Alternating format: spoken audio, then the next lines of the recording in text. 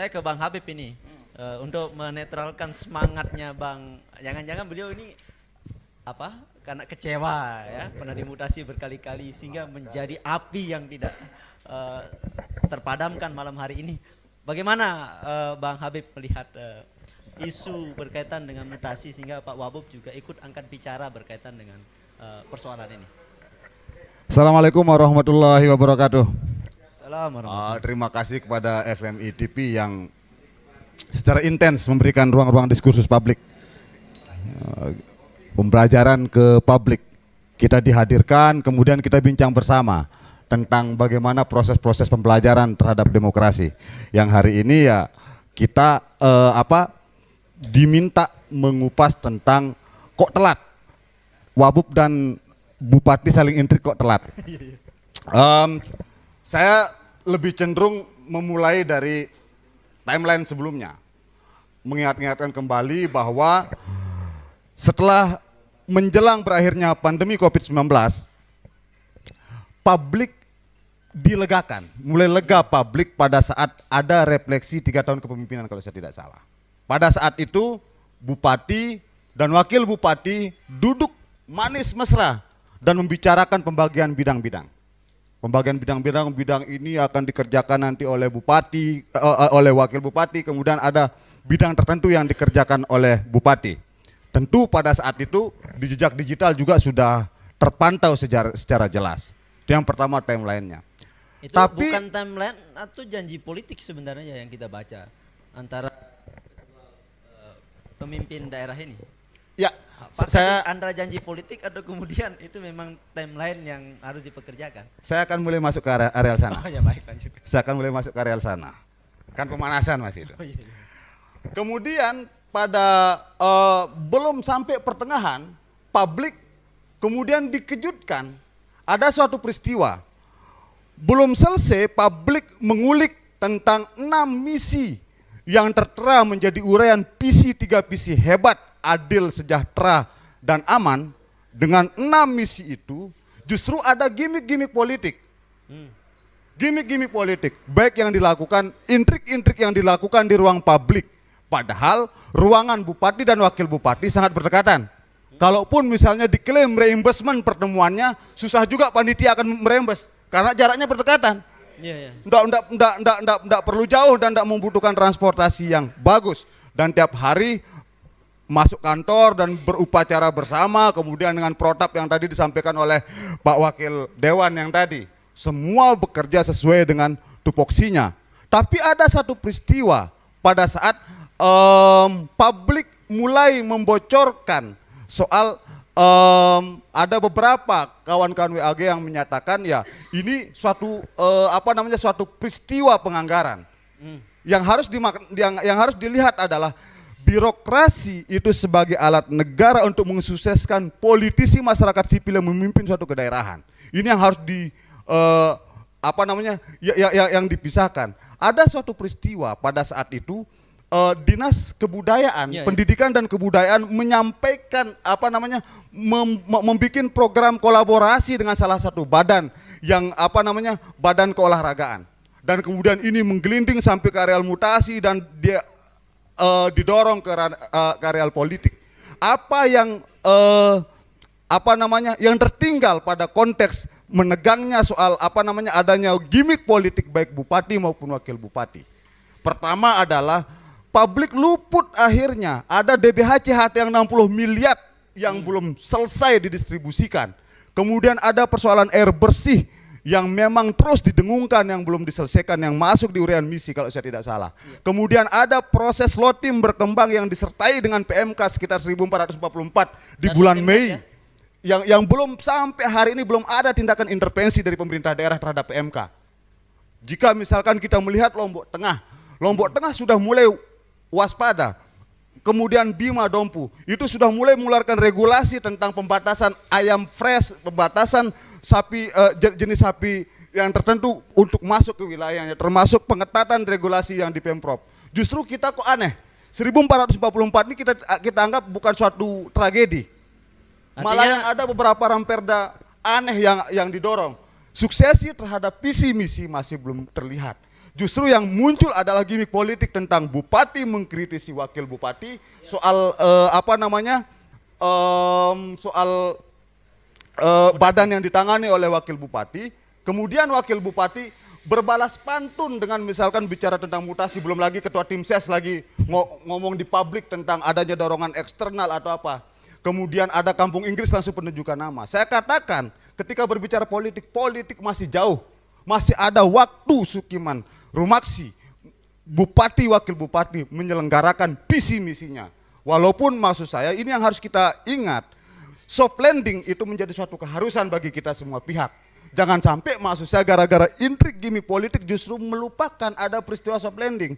Sementara mohon maaf kalau kita lihat hari ini fungsi birokrasi, lain yang merapatkan, lain yang bikin renja, lain yang melaksanakan, ini nggak nyambung proses ini. Kemudian ada beberapa pihak yang senang tebar pesona pada soal ini.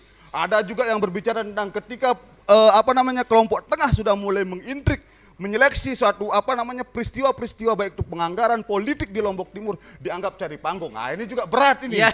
Maksudnya anggap aja sebagai suatu diskursus. Mungkinkah ini juga Bapak yang jadi panggung? Maksud saya anggap suatu diskursus. Kalau saya clear, kita berbicara pada ingatkan, ini ada peristiwa soft landing. Yang berikutnya adalah ada persoalan substansi. Ada persoalan substansi di pencapaian visi misi yang belum terselenggara. Kemudian juga publik juga harus mengingat bahwa di inisiasi perusahaan daerah itu hanya satu yang sehat hari ini, yaitu pelaporan finansial. Sisanya apa? Luput dari pengawasan kita. Kok program-program yang CSR Bank NTB kalau saya nggak salah itu yang yang hanya kecil kemudian mengabaikan peristiwa-peristiwa besar. Saya sepakat dengan Pak Wakil Dewan tadi bahwa ada peristiwa besar yang harus diingat. Bukan persoalan tentang soal si ini dimutasi dengan si ini. Enggak inilah. Masyarakat tentu masih mengingat. Bang, apa konteks aman, sejahtera, adil di backup dengan regulasi. Soal kondusivitas pemerintahan. Sebab visi itu bisa sampai, tujuan itu bisa kita sampai kalau kita menata orang-orang yang masuk di gerbong kita itu adalah orang yang tidak mengganggu. Nah, perspektif itu juga ada yang beberapa bulan lalu Pak Bupati sudah mengatakan ada orang yang menunggangi, mungkin ya saya tidak jelas itu beritanya, saya bisa diperbaiki berkaitan dengan dorongan eksternal. Ya. Oke. Saya ini kan kembali bahwa yang mesti harus dipisahkan adalah state aparatus itu harus mendukung gerakan masyarakat sipil dalam melakukan penyelenggaraan pemerintahan. ASN itu harus tunduk sesuai dengan protap. Yang pertama, yang kedua harus tunduk. Tapi bagaimana kalau orang berniat? Nah, yang kedua itu sudah masuk kode etik. Itu sudah masuk kode etik. Kalau mau berniat pensiun aja dulu. Yang kedua, yang mesti yang mesti dilihat di ruang diskursus ini adalah ternyata publik menginginkan di mana sih fungsi KASN ini? Kira-kira dalam melakukan rotasi, kemudian ada suatu alat ukur kinerja yang inline dengan pencapaian misi. Itu apa ini? Publik sebenarnya merindukan ini. Bukan berbicara soal like or dislike, ini dekat dengan yang ini ada kue yang ini. Itu menurut saya itu bagian dari konsekuensi lah. Kalau lagi-lagi tiba-tiba kemudian ini membincangkan tentang politik yang sudah agak pagi juga dibangun segala macamnya ini. Ya masyarakat juga masih sampai hari ini berbicara tentang air bersih, masyarakat juga masih berbicara tentang kalau yang tadi pagi itu bicara tentang keberatan masyarakat 450 KPA itu 450 KPA yang diganti menjadi 1.300 kok sederhana kok. Enggak berbicara tentang siapa, maksudnya siapa untuk apa Sukiman nanti di perhelatan 2024, siapa untuk apa juga Wabub Rumaksi untuk 2024, enggak kok. Persoalannya sederhana aja, persoalan-persoalan yang sifatnya mendasar di masyarakat. Kemudian sebenarnya menginginkan kalaupun ada rotasi di rotasi di ASN terutama di JPT, itu KSN harus juga terang benderang. Kenapa ada rotasi? Maksud dari penyampaian Bupati kenapa? Oh mungkin di salah satu sektor itu tidak secara kontributif menyumbang pencapaian misi A. Itu mesti dijelaskan ke publik. Maksud saya begini. Yang mesti dibedakan adalah kenapa saya menyatakan ada ruang berbeda ketika ASN dengan praktisi dan politisi. Jadi yang tadi saya katakan tidak ada hukum yang dilanggar, tidak ada. ini soal etika termasuk juga tadi juga saya mengatakan ada intrik 1, 2, 3, 4, 5, 6 lah perspektif publik. Ini soal etika. Ya maksud saya ya asik kalau kita berbicara etika ketika pencapaian visi misi sudah clear. Ini belum apa-apa. Ini apa namanya para ASN kemudian sudah mencitrakan diri ke sana kemari, pasang baleho, pasang apa namanya satu persekutuan. Akhirnya apa yang terjadi? Ketika misalkan publik menyatakan ini ada dorongan eksternal, ada apa namanya patsun apa? Ada patsun, ada intrik-intrik internal. Ya udah. Ya wajar ya teman-teman di dalam pemerintahan juga jangan baper. Saya tertarik dengan katanya Bung Juwarno. Hari ini justru kita sudah ndak capek lagi di kelompok tengah karena mereka sudah mewakili kita katanya. Ini ada pertanyaan bahwa ini adalah beliau ini adalah salah satu contoh yang berani bicara di kelompok. Ada banyak mohon maaf. Kami juga mata-mata. Saya bilang kami menyebut sebagai orang beberapa informasi yang masuk ke kami bahwa ASN sudah mulai terbelah hari ini. Sudah mulai terbelah. Mereka sudah fokus untuk menyiapkan siapa kandidat pengganti. Padahal ini masih lama gitu loh. Mungkinkah beliau juga punya catatan Pak Bupati dan Pak Wabub untuk bisa kemudian mengevaluasi ini? Mungkin tapi juga salah ya dimutasi. Orangnya Wabub yang dimutasi maka nyambuk Pak Bupati. Kira begitu. Itu yang salah perspektif. Dan saya tidak berada pada fase untuk mendiagnosis kondisi psikologi seseorang gitu. Waktu kita juga mahal untuk mendiagnosis psikologi. Itu yang pertama. Yang harus diingat adalah siapapun JPT atau turunan di bawahnya, tinggi media atau apapun yang tidak menyelenggarakan, yang tidak inline dengan visi misi dan sibuk menyuarakan kepentingan pribadi, itu jelas pelanggaran. Yang pertama, jelas pelanggaran. Karena apa? Memang terlihat peristiwa wakil bupati dan bupati itu memang kelihatan sederhana kan gitu, kelihatan sederhana posisi mereka. Tapi ingat, mereka tempuh dengan peristiwa politik.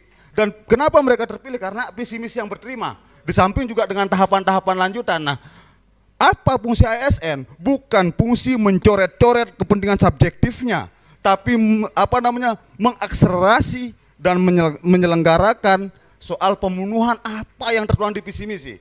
Nah, sekarang saya mau tanya langsung juga termasuk ke DPR. Hari ini untuk pencapaian visi aman, saya mau tanya, berapa regulasi yang sudah diproduksi untuk aman? Iya, untuk aman. Karena kalau sejahtera, saya takutnya nanti jangan-jangan paket bansos ini lagi yang dimunculkan. Padahal ini juga program yang harus terukur baik itu pusat, provinsi maupun kabupaten. Untuk paket aman saja, berapa regulasi yang sudah diproduksi? Yang pertama, justru yang sebentar, justru yang diproduksi adalah use of output dari pencapaian misi, bukan pencapaian misi. Use of output. Publik masih mengingat Publik masih mengingat misalnya ada Ramperda tentang pencegahan perkawinan usia anak segala macam. Itu use of output untuk apa? Soal kesejahteraan dan output kepada kesehatan. Tapi yang langsung direktif terhadap pencapaian visi aman aja dulu. Coba saya dijabarkan. Mungkin kalau saya menutup statement saya ada dua. Pertama bahwa hentikanlah intrik politik sesama. Visi misi harus dituntaskan, masih ada waktu sekitar 1 tahun ya. 1 tahun 4 bulan. Kemudian yang kedua, pada peristiwa ini publik menginginkan adanya ruang diskursus ke ASN, itu harus secara lugas memberikan indikator kinerja. Apa alasannya? Alasan bupati jika ASN ini adalah mesin, apa alasan bupati kemudian melakukan mutasi secepat kilat seperti sekarang ini? Ini harus dijabarkan, bukan kemudian menonton atau menyuguhkan kopi tanpa solusi. Kopi disuguhkan, solusi juga disuguhkan. Berikan ruang diskursus kepada publik. Ini loh dia indikator kinerjanya. Ingat bahwa salah satu kesuksesan dari politisi ya mesin jalan, birokrasi jalan. Kalau saya mengatakan salah satu kelompok yang tidak bisa yang susah-susah mudah ditaklukkan itu adalah partai birokrasi. Dan ingat, di momen yang kalau dikatakan Bung Uci tadi pada saat kita berdiskursus, ada momen politik, ingat, politik masih jauh, Belanda masih jauh.